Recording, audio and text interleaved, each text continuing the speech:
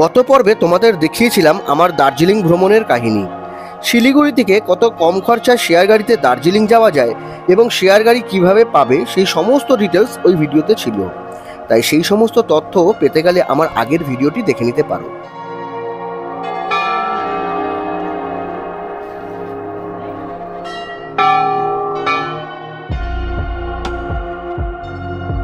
আজকের ভিডিওটির মূল বিষয়বস্তু হলো দার্জিলিং বা শিলিগুড়ি থেকে কিভাবে বিজনবাড়ি শেয়ার গাড়িতে পৌঁছাবেন সেই সমস্ত তথ্য সবার সামনে তুলে ধরা।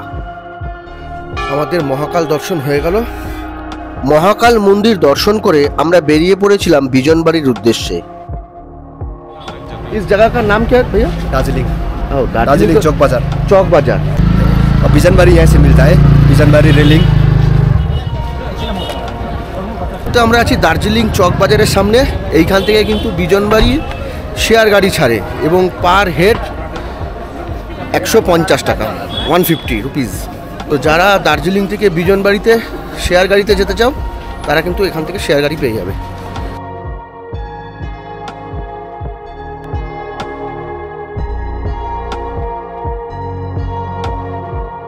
আমাদের গাড়ি ছাড়তে এখনো দেরি আছে, ওই জন্য একটু চায়ের বিরতি নিয়েছি। তো আমরা এখান থেকে চা আর একটু হালকা টিফিন করে বেরিয়ে যাবো গাড়ি নিয়ে। অনেক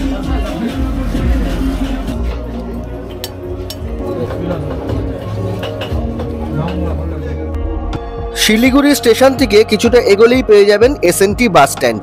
আর এই এসএনটি বাস স্ট্যান্ড থেকে 10 মিনিটের হাঁটা পথ হলো বিসর্জন ঘাট।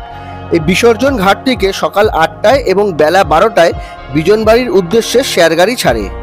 এই শেয়ার গাড়ি আপনাকে বিজনবাড়ির ট্যাক্সি স্ট্যান্ড পর্যন্ত পৌঁছে দেবে। শেয়ার গাড়িতে ভাড়া পড়বে মাথাপিছু 350 টাকা করে। বিজনবাড়ির ট্যাক্সি স্ট্যান্ড থেকে আপনাদের হোমস্টে বা কটেজ অবধি গাড়িতে যেতে গেলে মাথাপিছু আরও প্রায় 100 টাকার মতো পড়বে। অর্থাৎ শিলিগুড়ি থেকে আপনার বিজনবাড়ি যাওয়ার খরচা হলো 400 থেকে 450 টাকার মতো পার হেড।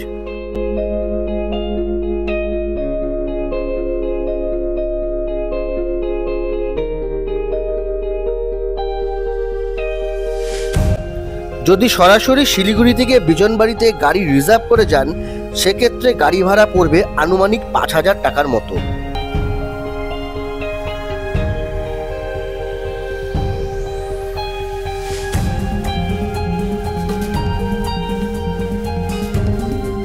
দার্জিলিংয়ের চকবাজারের কাছ থেকে বিজনবাড়ির উদ্দেশ্যে শেয়ার গাড়ি ছাড়ে দুপুর 1টা 30 নাগাদ। তবে এই সময়টা পরিবর্তনশীল, অর্থাৎ শেয়ার গাড়ি কতক্ষণে বুক হচ্ছে তার উপর কিন্তু গাড়ি ছাড়ার সময়সীমা নির্ভর করে। এই দার্জিলিং থেকে শেয়ার গাড়িতে বিজনবাড়ির ট্যাক্সি স্ট্যান্ড পর্যন্ত ভাড়া পড়বে মাথাপিছু 150 টাকা করে।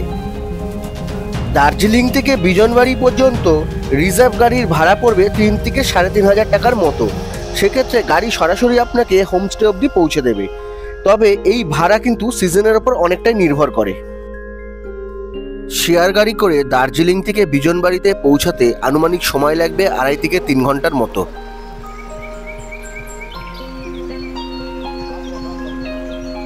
আমরা এক্ষুনি এসে পৌঁছলাম বিজনবাড়িতে আমাদের হোমস্টেতে। আর এখান থেকে কিন্তু নদীর আওয়াজ শুনতে পাওয়া যাচ্ছে, তার মানে খুব কাছেই নদী। তো সেটাও দেখবো, রুমগুলোও দেখবো এবং এখানকার অ্যাম্বিয়েন্সটা কীরকম সেটাও তোমাদের ঘুরে দেখাবো। সঙ্গে থাকো। আমরা উঠেছিলাম বিজনবাড়ির বাম্বু রিসোর্টে। এই রিসোর্টে আপনারা চাইলে এটিভি রাইড করতে পারেন। আমরা 4 বেডের একটি রুম নিয়েছিলাম আমাদের 4 জনের জন্য। রুমটা বেশ স্পেসিয়াস এবং পরিষ্কার পরিচ্ছন্ন। টয়লেট ওয়েস্টার্ন ছিল এবং সেই সাথে গিজার ছিল টয়লেটে। রুমের ব্যালকনি থেকে ছোট রঙ্গিত নদী সহ কটেজের একটা সুন্দর ভিউ পাওয়া যায়।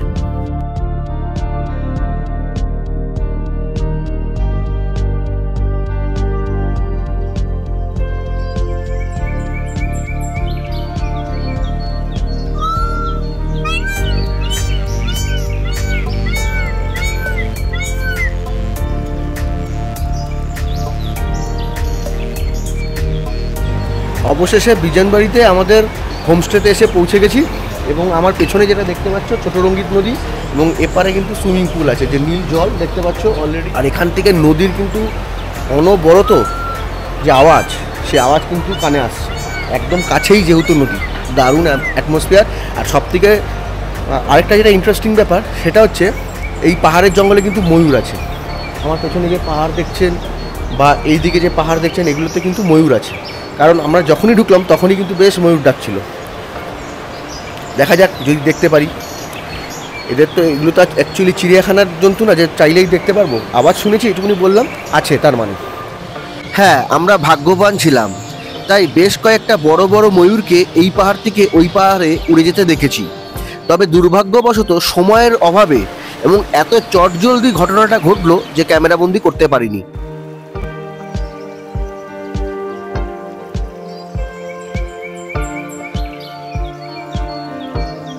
লাঞ্চ করব, কটা বাজে এখন?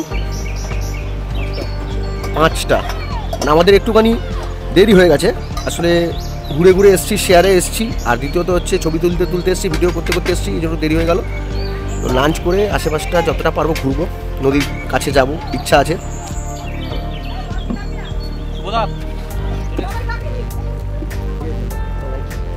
খাবারের জায়গাটা বেশ মন কেড়ে নিয়েছিল। বেতের চেয়ার সুন্দর করে সাজানো, ওপরে খড়ের চাল, এবং সামনেই ছোট রঙ্গিত নদী, আর চারিদিকে ফুলের গাছ আর বাগান।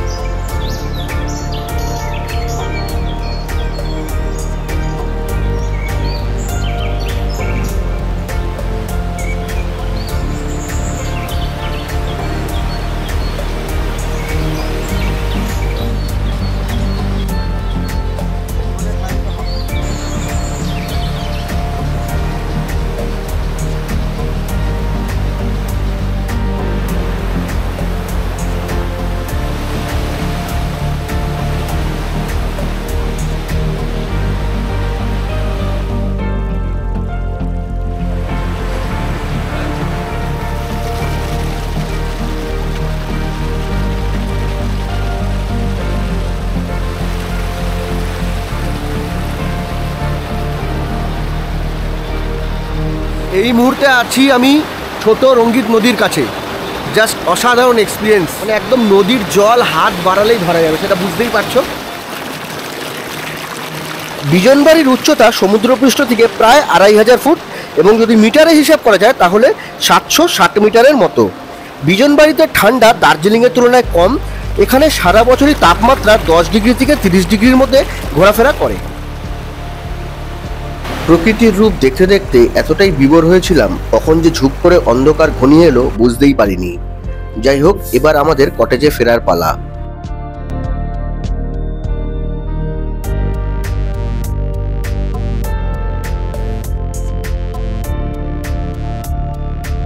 এই আলো আঁধারির পরিবেশ কটেজগুলোর সৌন্দর্য বহুগুণ বাড়িয়ে দিয়েছে।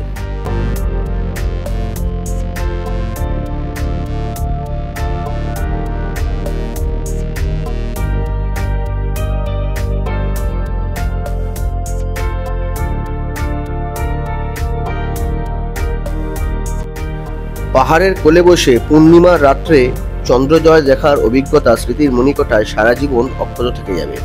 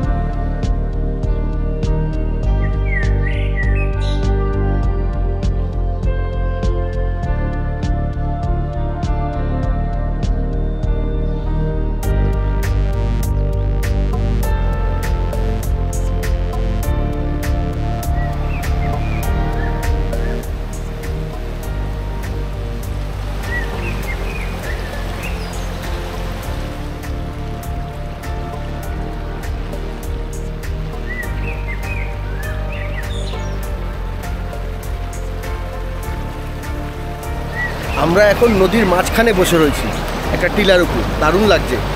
আর সামনে দিয়ে কখনো দেখতে পাচ্ছি ময়ূর উড়ে যাচ্ছে, কখনো বক উড়ে যাচ্ছে, আরও কত কি পাখি উড়ে যেতে দেখছি।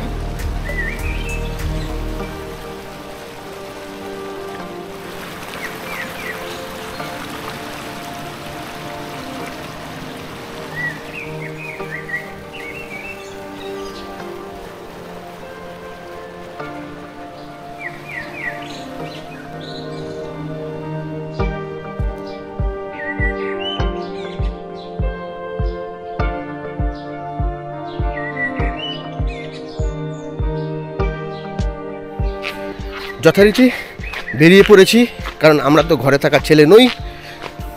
তো আমরা কিন্তু এখন জঙ্গলের রাস্তা ধরেছি। এই পাশে কিন্তু পুরো জঙ্গল দেখতে পাচ্ছ তোমরা, ঠিক আছে। আর এই পাশে কিছু কিছু ছোট ছোট বাড়ি দেখা যাচ্ছে, পাহাড়ের কোলে চড়াই উতরাই রাস্তা।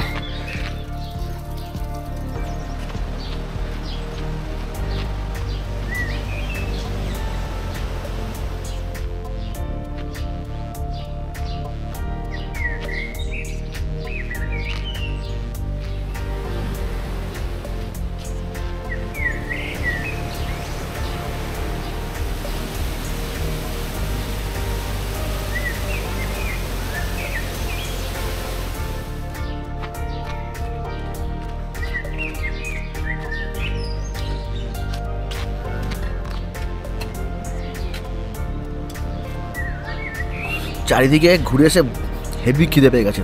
ব্রেকফাস্ট দিয়ে গেছে সকালবেলা পুরি আর ঘুগনি, এখন সেটাই খাচ্ছি।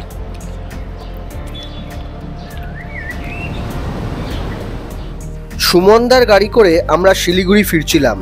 কথায় কথায় জানতে পারলাম সুমনদা চেলসির বড় ভক্ত। স্ক্রিনে সুমনদার কন্ট্যাক্ট নাম্বার দেওয়া রইল, আপনারা চাইলে উত্তরবঙ্গের গাড়ির জন্য যোগাযোগ করতে পারেন। এবার ঘরে ফেরার পালা। বিজন বাড়ি থেকে আমরা বেরোলাম, এখন প্রায় বেলা 11টা বাজে। আর রাস্তায় যেতে যেতে যদি কোনো ভালো ভিউ পাই তোমাদের সাথে নিশ্চয়ই শেয়ার করব। এই রাস্তা দিয়ে মানে ভঞ্জনে যাওয়া যায়।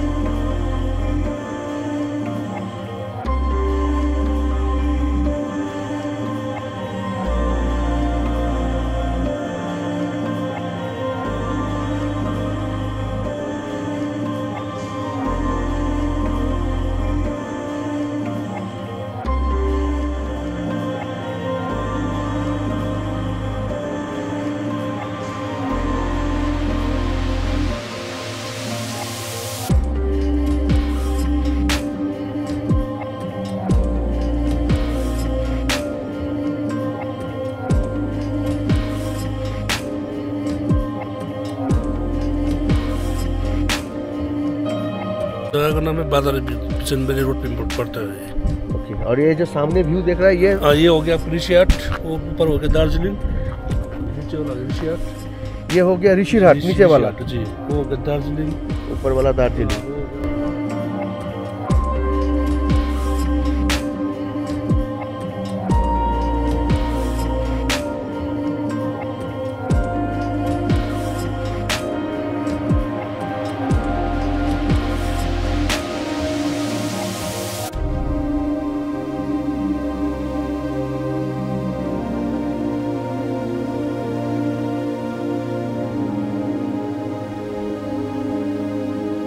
পাহাড়ের আবহাওয়ার কোনো নিশ্চয়তা থাকে না, আবারও তার প্রমাণ পেলাম। হঠাৎ দেখলাম মেঘ আর ঘন কুয়াশায় সমস্ত পাহাড় ঢেকে গেল, যা দৃশ্যমানতা অনেকটাই কমিয়ে দিয়েছিল। ফেরার পথে সোনাদাতে আবার একটা ব্রেক নিয়েছি চায়ের জন্য। ছোট্ট 5 মিনিটের একটা বিরতি, চা খেয়ে আবার এগোবো। কিন্তু অলরেডি আকাশ কিন্তু দেখতেই পাচ্ছ পুরো মেঘে ঢেকে গেছে আবার।